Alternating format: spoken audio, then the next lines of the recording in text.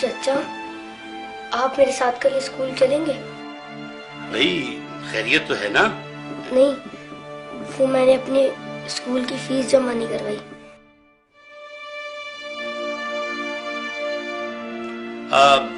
بیٹا تم کیا کرو گے اسکول پڑھ کے؟ دیکھو تم میرے ساتھ دکان پر آ جانا، میرے پاس 2 ملازم ہیں، جب تمہارے کام سمجھ میں آ جائے گا تو ایک کی چھٹی کرا دوں گا۔ تم لوگ دھیان سے پڑھو، ٹیچر کے آنے سے پہلے اپنا ہوم ورک مکمل کر لو۔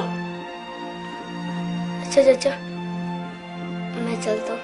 ارے نہیں بھائی، کھانا کھا کے جانا۔ ہائے ابھی ہمارا کھانا تیار نہیں ہوا۔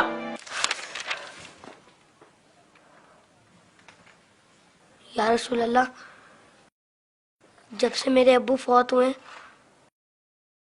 مجھے کسی نے پیار نہیں کیا۔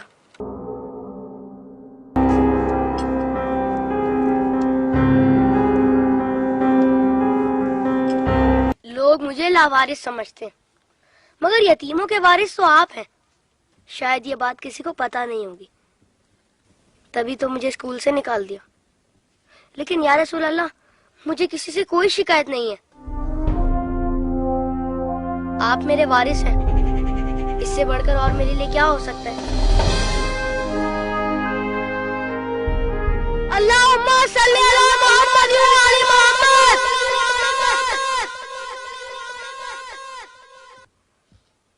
اپنی ولادت کے موقع پر میرا یہ درود شریف قبول فرمائیے۔ سنا ہے آپ اپنے نوازوں سے بہت پیار کیا کرتے تھے۔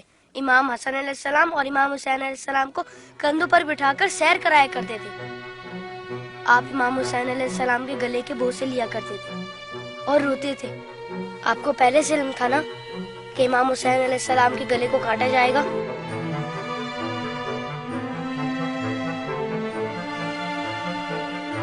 کیا آپ کو کسی نے ممبر سے اتر کر امام حسین علیہ السلام کو گود میں لیتے ہوئے نہیں دیکھا تھا؟ آپ نے تو خطبے کے بیچ میں انہیں گود میں لے کر کہا تھا، اسے پہچان لو، یہ حسین ہے، اسے کبھی تکلیف مت دینا، اس کی ہمیشہ مدد کرنا۔ جس نے حسین سے محبت کی اس نے مجھ سے محبت کی۔ کیا یہ سب کسی نے نہیں سنا ہوگا؟ ساقی کوثر نے جب ننھے علی اصغر کے لیے پانی کا سوال کیا تو یزیدی لشکر میں سے کسی نے بھی انہیں پانی نہیں دیا۔ یا رسول اللہ، آپ کی خاطر بھی نہیں دیا انہیں؟ اور 6 ماہ کا بچہ کتنا پانی پی لیتا؟ چند قطرے۔ حرملہ نے 3 منہ والا ایسا تیر چلایا جس نے شہزادہ علی اصغر کو ایک کان سے لے کر دوسرے تک ذبح کر دیا۔ تیر کتنا بڑا تھا آپ کو تو پتہ ہی ہوگا۔ تیر لگنے پر شہزادہ علی اصغر روئے ہوں گے۔ کٹے ہوئے گلے کو دیکھ کر مولا حسین بھی روئے ہوں گے۔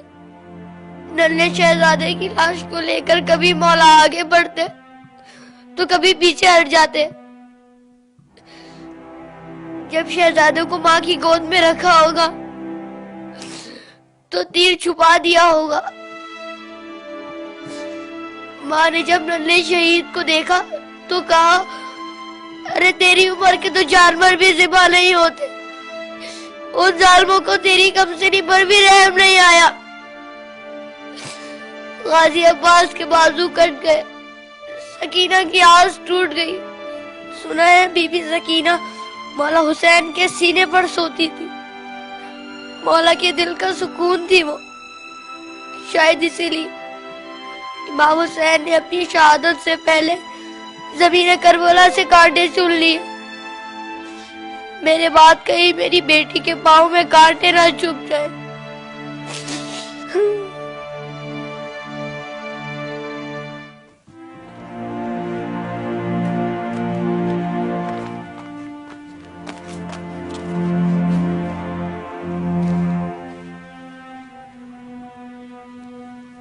مولا حسین جب قاسم کی لاش لینے میدان میں گئے تو 3 دفعہ پکارا، تینوں ہی دفعہ جواب نہیں آیا۔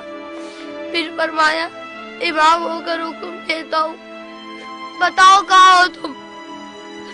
تو مشرق سے آواز آئی چچا، مغرب سے آواز آئی چچا، چاروں طرف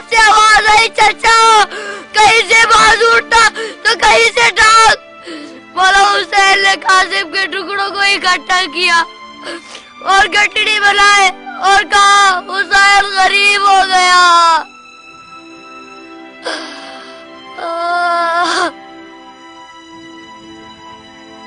यजीद की फौज में किसी को पता तो होगा या किसी ने बताया तो होगा कि जिन लोगों को तुम मार रहे हो वो नवासा रसूल है।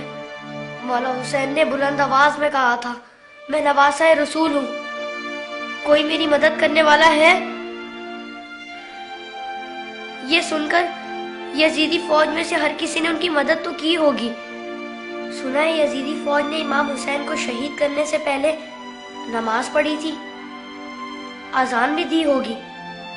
क्या अजान में आपका नाम नहीं सुना होगा? तो फिर आप ही के नवासे को इतनी बेदर्दी से शहीद कैसे किया? शहीद करने के बाद पहचाना नहीं होगा, वरना लाशों पर इस तरह घोड़े ना दौड़ाते।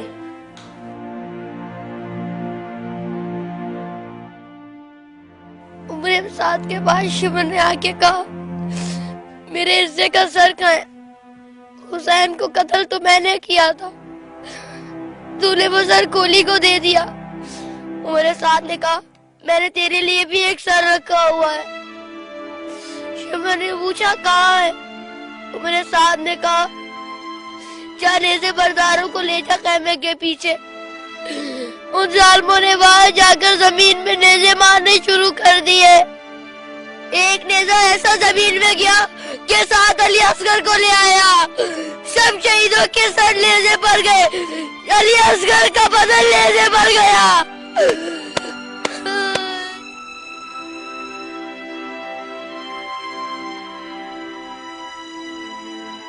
उन जालिमों ने जब बीबियों को नंगे सर बाजारों में फिराया तो इमाम हुसैन के सर ने तिलावत शुरू कर दी,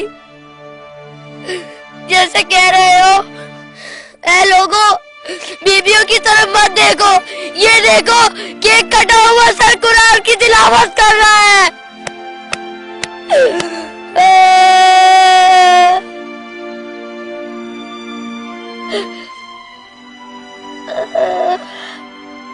जब मैं करबला का जिक्र करता हूँ तो मेरी तकलीफ मुझे बहुत छोटी लगती है या रसूल अल्लाह।